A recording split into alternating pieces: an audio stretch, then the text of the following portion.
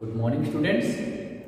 आज हम लोग हिंदी साहित्य के अंतर्गत पाठ 18 विज्ञापन ही विज्ञापन इसका हम लोग अध्ययन करेंगे। तो आइए देखते हैं यह जो पाठ हम लोग पढ़ने जा रहे हैं किस विधा में है, इसके लेखक कौन है और इसका जीवन मूल या उद्देश्य क्या है। प्यारे बच्चों, यह जो पाठ हम लोग पढ़ने जा रहे हैं यह निबंध विधा में लिखी गई है। लेखक का नाम है मोहन राकेश और उद्देश्य है वैज्ञानिक दृष्टिकोण, हास्य व्यंग और भविष्य बोध इत्यादि की जानकारी हमें देता है। प्यारे बच्चों, आइए हम लोग देखते हैं कि आखिर इस पाठ में क्या बताया गया है। इस पाठ के माध्यम से लेखक मोहन राकेश ने विज्ञापनों के बढ़ते प्रचलन पर व्यंग्य किया है। आज संसार की प्रत्येक वस्तु बिकाऊ है, जिस कारण विज्ञापनों की भरमार से जीवन में उथल पुथल मचाती है। संसार की प्रत्येक वस्तु विज्ञापित की जाने लगी है। लेखक अपने को भी किसी वस्तु का विज्ञापन समझने लगा है। यह तो इस पाठ में बताया गया है। इस पाठ को शुरू करने से पहले आइए हम लोग लेखक परिचय जान लेते हैं कि आखिर मोहन राकेश का जन्म कब हुआ था और वो क्या थे। लेखक परिचय। मोहन राकेश का जन्म 8 जनवरी सन 1925 में अमृतसर में हुआ था। वे नई कहानी के आंदोलन के सशक्त हस्ताक्षर थे। 1968 में संगीत नाटक अकादमी ने उन्हें सम्मानित किया था। उनके प्रमुख नाटकों में हैं आषाढ़ का एक दिन, आधे अधूरे, लहरों के राजहंस। उपन्यास हैं अंधेरे बंद कमरे, अंतराल, न आने वाला कल आदि। उनकी मृत्यु 3 जनवरी सन 1972 में दिल्ली में हुई थी। ठीक है, आइए अब हम लोग इस पाठ को शुरू करते हैं। मेरे पड़ोसियों की मुझ पर ऐसी कृपा है कि रात को सोने तक और सुबह उठने के साथ ही मुझे गजलें, भजन और गीत और उनके साथ साथ चाय, तेल और सिरदर्द की टिक्कियों के विज्ञापन सुनने पड़ते हैं।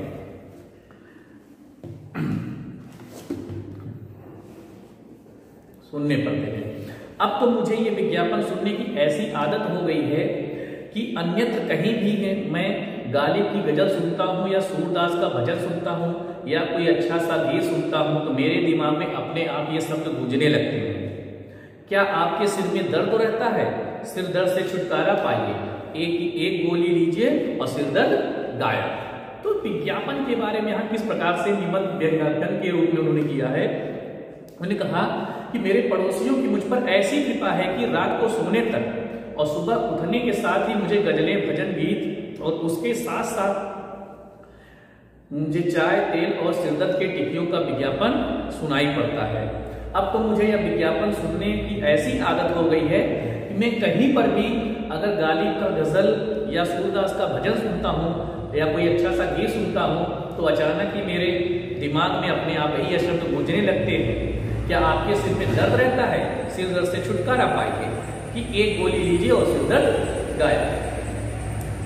परिणाम यह है कि अब मेरे लिए कोई गजल नहीं रही, कोई गीत नहीं रहा।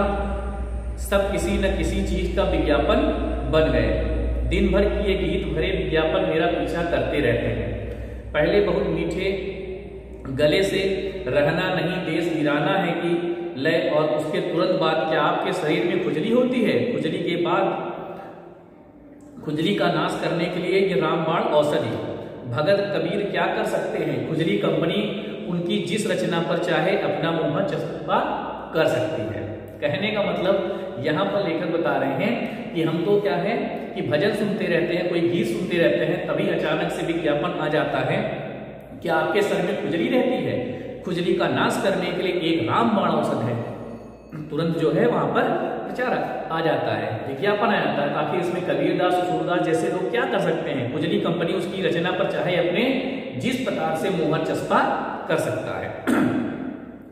और बात गीतों गजलों तक ही सीमित नहीं है। मुझे लगता है कि मेरे चारों ओर हर चीज का एक नया मूल उभर रहा है जो आज तक के मूल से सर्वथा भिन्न और उसके रूप को मेरे लिए बिल्कुल बदले दे रहा है। कोई ऐसी चीज नहीं है कि किसी न किसी चीज का विज्ञापन ना हो। अजंता के चित्र और एलोरा की मूर्तियां कभी अछूती कला का उदाहरण रही होंगी, परंतु आज उस कला को एक नई सार्थकता प्राप्त हुई है। उन मूर्तियों का केश विन्यास आज मुझे एक तेल की शीशी की याद दिलाता है। उनकी आंखें एक फार्मेसी का विज्ञापन प्रतीत होती हैं और उनका समूचा कलेवर एक पेट्रोल कंपनी की कला अभिरुचि को प्रभावित करता है। जिन हाथों ने उन कलाकृतियों का निर्माण किया था, वे हाथ भी आज एक बिस्कुट कंपनी की विकास योजना के विज्ञापन के रूप में सार्थक हो रहे हैं। कहने का मतलब यह केवल गीत गजलों तक ही सीमित नहीं है। हमारे आसपास जितने भी क्षेत्र हैं, हर जगह विज्ञापनों का अंबार लगा हुआ है। और अभी कभी पहले था अजंता एलोरा की जो मूर्तियां बनाई गई थी, वह लोगों से छूता रहा और कलाकृतियों का एक अनुपम उदाहरण होता था। लेकिन आज जो है किसी न किसी प्रचार के रूप में, किसी न किसी विज्ञापन में उन मूर्तियों को भी दिखाई देता है और ऐसा लगता है कि मानो वो मूर्तियां नहीं, फार्मेसी का विज्ञापन होता हो। देश के कोने कोने में बिखरे हुए जितने मंदिर हैं, जितने पुराने किले और खंडहर हैं, जितने स्तंभ और स्मारक हैं, वे सब इसलिए हैं कि लोगों में यातायात के प्रति जागृत करें, पर्यटन व्यवसाय को प्रोत्साहन मिले, विदेश से लोग आकर उनकी तस्वीरें खींचे और अपनी प्रियतमाओं के पास भेजे। मीनाक्षी और रामेश्वरम के शिखर और खजुराहो के कच्छ इस दृश्य से भी उपयोगी हैं। वे एक विशेष ब्रांड के सीमेंट की मजबूती को व्यक्त करने के प्रतीक बन सके।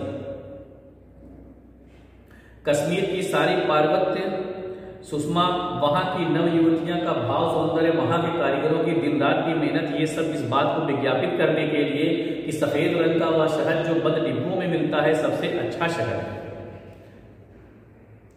बानार्ड शाह के नाटक में यह बताने के लिए छापे जाते हैं कि ब्रिटेन के किस प्रेस की छपाई अच्छी है। प्रशांत सागर में अणुबम हमें इस बात की चेतावनी देने के लिए गिराए जाते हैं कि जब तक हमारे बच्चों का भविष्य सुरक्षित नहीं है। और भारत और पाकिस्तान में कश्मीर के लिए लड़ाई सिर्फ इसलिए लड़ी जाती है कि वहां के सेबों का मुरब्बा बहुत अच्छा होता है, जिसे सिर्फ एक कंपनी तैयार करती है।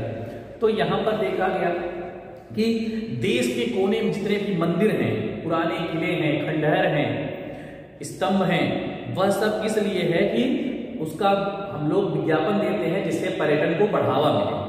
अब कुछ लोग उसको क्या करते हैं कि सीमेंट की फैक्ट्री वाले सीमेंट का विज्ञापन देते हैं, हाँ ये किला बना हुआ है तो ये इस सीमेंट से बना हुआ है इसलिए यह मजबूत है। और कुछ लोग ऐसे ऐसे जगह पे जाते हैं, वहां फोटो खींच के ले आते हैं, फोटो में किसी को भेजते हैं। इस प्रकार से बताने के लिए है कश्मीर की सारी पर्वत सुषमा, वहां की जो नौतियां हैं, भाव सुंदर कारीगर, दिन रात की मेहनत, ये सब इस बात को ज्ञापित करती हैं कि सफेद रंग का जो शहद होता है, डिब्बे की शहद, वो सबसे अच्छा शहद है। प्रशांत महासागर है, हमें इस बात की चेतावनी देने के लिए गिराए गए कि हमारे बच्चों का भविष्य सुरक्षित नहीं है। भारत और पाकिस्तान में कश्मीर की लड़ाई इसलिए होती है कि वहां सेबों का मुरब्बा बहुत अच्छा होता है, अच्छे सिर्फ एक कंपनी तैयार करती है। आपने देखा होगा प्रायः विज्ञापन में कश्मीर के सेब दिखाए जाते हैं, ठीक है। तो वो विज्ञापन है, हमारे दिमाग में आता है, लगता है इसी विज्ञापन, इसी सेब के लिए या जो वहाँ के जो दृश्य, वहाँ का जो वातावरण है उसके लिए शायद है कि यहाँ पर पाकिस्तान और हिंदुस्तान हमेशा युद्ध होता रहता है। विधना ने इतनी बारीक कबीनी से यह जो धरती बनाई है और मनुष्य ने विज्ञान के प्रयोग से उसमें जो चार चांद लगाए हैं, वे इसलिए कि विज्ञापन कला के लिए उपयुक्त भूमि प्रस्तुत की जा सके। उत्तरी ध्रुव से दक्षिणी ध्रुव तक कोई कोना ऐसा न बचा होगा जिसका किसी न किसी चीज के विज्ञापन के लिए उपयोग न किया जा रहा हो। हर चीज हर जगह अपने अलावा किसी भी चीज और किसी भी जगह का विज्ञापन हो सकती है। कहने का मतलब क्या है कि इस संसार में जितनी भी चीजें हैं, ऐसा कोई भी चीज नहीं है जिसका विज्ञापन के रूप में इस्तेमाल न हो रहा हो। हर जगह किसी न किसी चीज का विज्ञापन हो रहा है। गेहूं की फसल एक कपड़े की मिल का विज्ञापन है, क्योंकि नई फसल से प्राप्त हुए नए पैसे का ही एक उपयोग है कि उससे कपड़ा खरीदा जाए। कपड़े की मिल डबल रोटी की बेकरी का विज्ञापन है, क्योंकि मिल में काम करने वाले तभी काम पर जा सकते हैं जब वे डबल रोटी खाएंगे। और बेकरी वाटरप्रूफ जूतों का विज्ञापन है, क्योंकि जब तक वाटरप्रूफ जूते ना होंगे तब तक बारिश में इंसान डबल रोटी जैसी साधारण चीज भी प्राप्त नहीं कर सकता है। सब एक दूसरे से जुड़े होते हैं। फूल इत्र की शीशी का विज्ञापन है, इत्र की शीशी फूलों का विज्ञापन है। पत्र लेखक का विज्ञापन है तो लेखक पत्र का विज्ञापन है। श्रृंगार प्रसाधनों का विज्ञापन है, श्रृंगार प्रसाधन सौंदर्य के विज्ञापन है। बहुत सी चीजें स्वयं अपना विज्ञापन, जैसे उपदेश, आलोचना, नेतागिरी इत्यादि। उन्होंने कहा कि अगर कोई इत्र है यानी सेंट है तो वहां पर फूल होगा, तो फूल जो है सेंट का विज्ञापन है, और सेंट जो है वह फूल का विज्ञापन है। तो मतलब हर चीज का एक दूसरे से जोड़ा गया है। मतलब यह है कि जहां जाएं, जिधर जाएं, जहां रहें, जैसे रहें, इन विज्ञापनों की लपेट से बच नहीं सकते। घर में बंद होकर बैठ जाएं तो विज्ञापन रोशनदानों के रास्ते हवा में तैरते आते हैं। क्या आज आपने दांत साफ किए हैं? सवेरे उठते ही सबसे पहले क्लोरोफिल वाले टूथपेस्ट से दांत साफ कीजिए। याद रखिए, दांतों को रोग से बचाने का यही एक साधन है। घर से निकले तो हर दोराहे, चौराहे और सड़कों के खंभों पर विज्ञापन के खतरे से सावधान, धोखे से बचिए। इनको पढ़ने से बहुतों का भला होगा। अखबार उठाएं, विज्ञापन, पुस्तक उठाएं, विज्ञापन, बस में बैठे, विज्ञापन। क्या आपका दिल कमजोर है? क्या आपका जिस्म टूटता रहता है? गोया कि आपका व्यक्तिगत जिंदगी में व्यक्तिगत बिल्कुल नहीं है, उसे केवल इन विज्ञापन दाताओं के परामर्श से ही जिया जा सकता है। तो कहने का मतलब, कहीं पे जाएं, ट्रेन में पहुंचे, वहां पर विज्ञापन देख रहे हैं। आजकल तो बड़ा बड़ा पोस्टर लगा दिया जाता है। घर के बाहर निकले तो वहां पर विज्ञापन। पेपर हम लोग उठाते हैं पढ़ने के लिए, उसमें भी विज्ञापन। ठीक है, पुस्तक उठाएं तो उसमें विज्ञापन। मतलब हर जगह विज्ञापनों से भरा हुआ है। तो इस प्रकार से कहा गया कि ये जो विज्ञापन, ये विज्ञापन जहां देखो वहीं पर यह विज्ञापन है। खिड़की खोले, पता लगा लाउड स्पीकर से किसी का विज्ञापन आ रहा है।